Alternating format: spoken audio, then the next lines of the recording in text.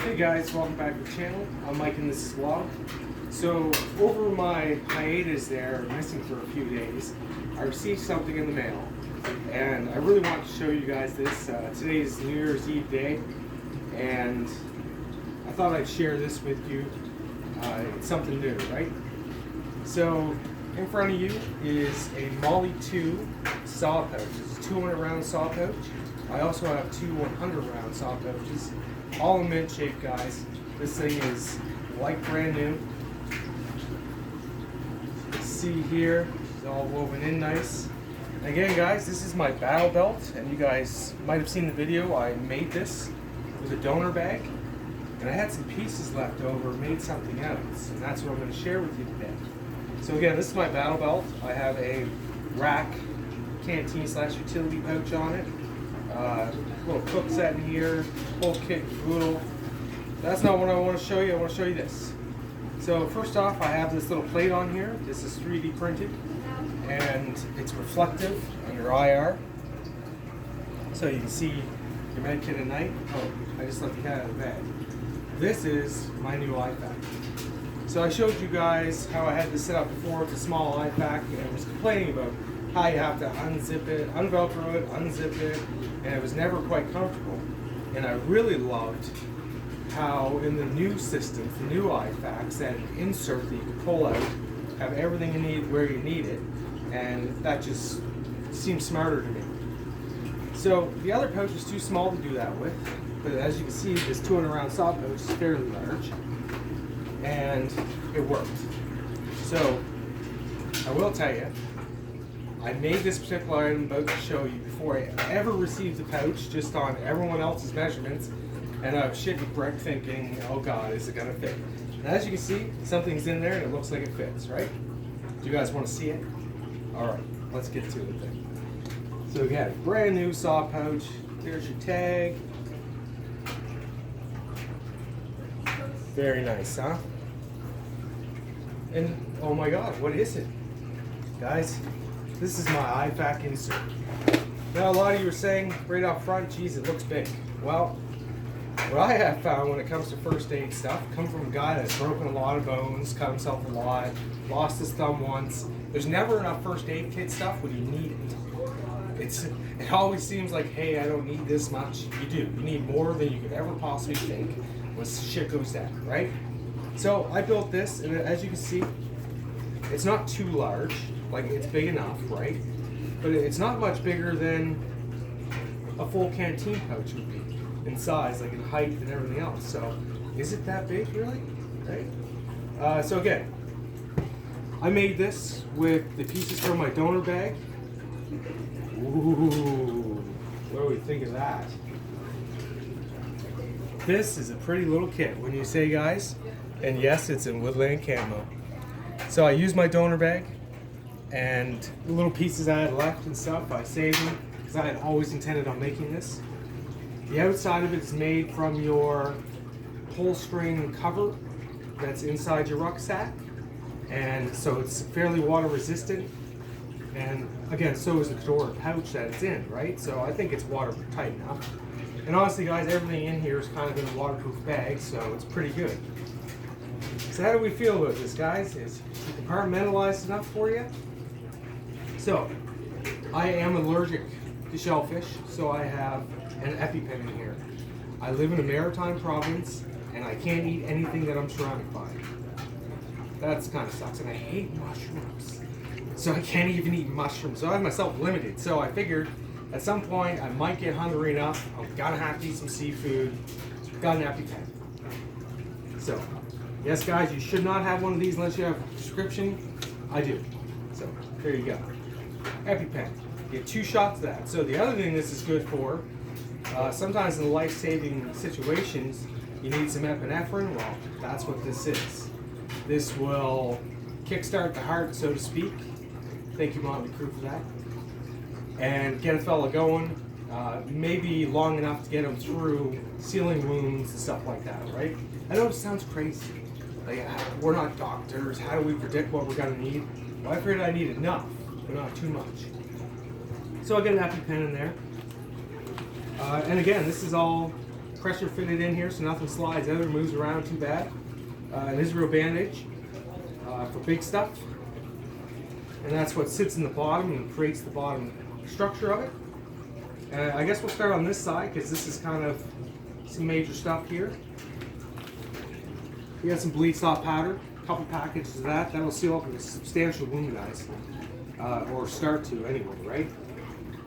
I got some Stincher type band-aids for large cut gashes, mainly from knives, right? We all do it, guys. I have cut myself so many times. If you play with knives, you get cut. That's all there is to it. If you use knives, you get cut. So again, I have some butt paste and stuff. I have this in here with my burn gel. And the reason I have that with the burn gel is because one of the biggest things about burns is how irritating they are. And this stuff, according to my research, will not hurt a wound, but it could take away the itch. So, say you have a substantial burn, this goes on that, and this is going to go on the outside area where your first degree or your third degree burn is, right? Or lesser, I don't know which way it goes, guys, but the lesser burns, to keep the irritation down, because your bandages and everything like that, I got that in there for that. So really, this is not an emergency item, but it is in conjunction with this as far as I'm concerned. We all have our own opinions, right?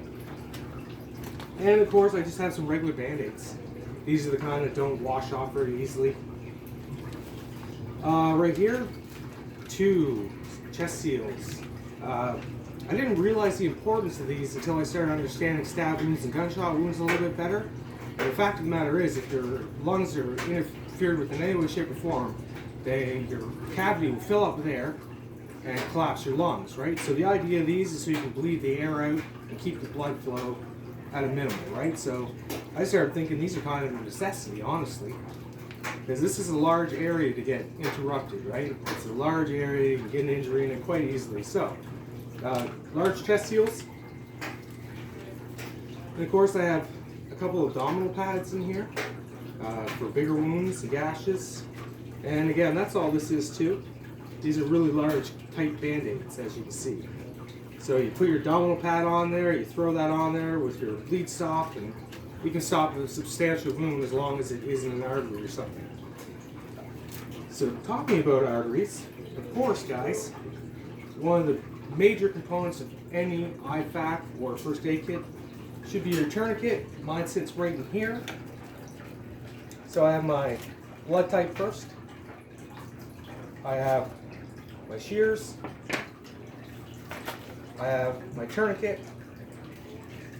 And this is just a little something I put together.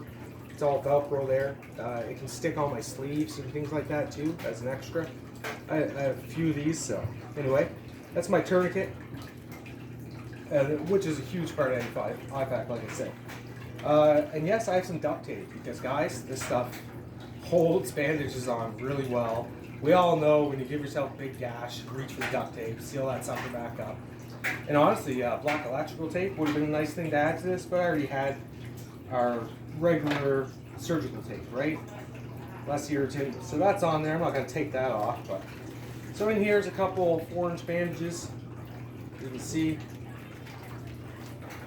And in here, I have wet wipes to start the process of cleaning your hands and all that. Do you know what I mean? You really don't want to go after a dirty wound with dirty hands. So again, guys, close the wound first and then clean your hands. But if you think you have time, clean your hands before you ever touch any dirty wound, because that's going to take you out faster just about anything, honestly. So I have those. And then here, I have a bunch of alcohol pads. I'm not going to go ahead and pull all those out, but they're easily accessible in this little side pouch here that's attached. As you can see, and you can flip it up and get it out of the way. So I find that kind of cool. I have a clean knife in here, so I haven't used this for anything. So I thought it would go in here, maybe wipe it down. Maybe we got to dig a piece of stick out of us. Who knows what we're doing. You're going to need a blade. You're not going to want to use the one you use for processing wood and animals, right? You want a clean blade. So I have this in here right next to my alcohol, so I know to wipe it before I use it. Try to sterilize it. So I'm not going to take a lighter. And come on, we're not fucking Rambo, guys. We're already hurt. Why make it worse? Just sterilize some shit, right? But still, again, deal with the bleeding first. This is always our biggest issue. So again, for sterilization, I have several pair of gloves in here. You've got to have gloves, guys. Your hands or someone else's hands touching wounds, clean them, wear some gloves. And I have a SAM splint in here. It's I believe it's a medium. Yeah. So this is going to help me deal with any fractures or anything like that. And again, guys, I've broken both my arms twice. I've broken my femur. I've broken my right ankle. I've broken fingers several times, the thumbs and whatnot. So my bones break apparently, or my activities far surpass what my body tolerance is, as I like to describe it. So I have a splint in there because that, for me, is a real concern because I've dealt with them already, and they are debilitating. When you break an arm, or especially your femur, trust me, it's debilitating. You can't deal with the pain without passing out. Your arm's a little bit better. You can kind of cope and get to help. I've broken mine far away from home and wandered around and spent 12 and 16 hours with a broken arm before it was ever dealt with, right? A splint would have helped in all those cases. So that's why I have a splint here. My beautiful wife got it for me. So it sits in here and it actually helps keep this all nice and hard on this side, right? This is the side closest to my body, so I gotta be able to yank on this handle. So as you can see, I sewed in that handle too, right? So yeah, there she is in a nutshell. Oh, yeah, and I got a Sharpie in here. Gotta have a Sharpie. Remember guys, when you use the tourniquets, make sure you're paying attention to how long. You gotta keep your time on how long you're actually using it. There's a reason they make white things that say time on them. You can't just put one on and leave it on. Like you can kill a limb by not taking your attention off the tourniquet from time to time, right? But again, guys, always deal with your bleeding first, right? That's number one priority. So as you can see, it's not very big when it's empty like that. I did an okay job sewing it. I do like to sew. So I made this, and I like that it matches up. So it's a little bit bigger than your Molle 2, like ACU, UCP pouches are, but it's not twice as big. So that will give you an idea how big it might be. It is twice as big as the old school Alice type first aid kits. They didn't have anything in them. And like, so as we moved on the years, we realized that what's the point in training someone, or what's the point in getting into a firefight if you can't help people after they've been hit, right? So I think I have enough in here, and I'm sure we all have opinions, so what else could be added in here? I will say, in my bug-out bag, I have an add-on to this, and that's my painkillers, my antibiotics, lip chap, guys. Don't leave lip chap out of your thing. You're going to need it. And I have more paste in there, and then regular Band-Aids and stuff, right? This is my trauma kit. That's why it's on my battle belt. Like and subscribe, guys. Thanks for watching.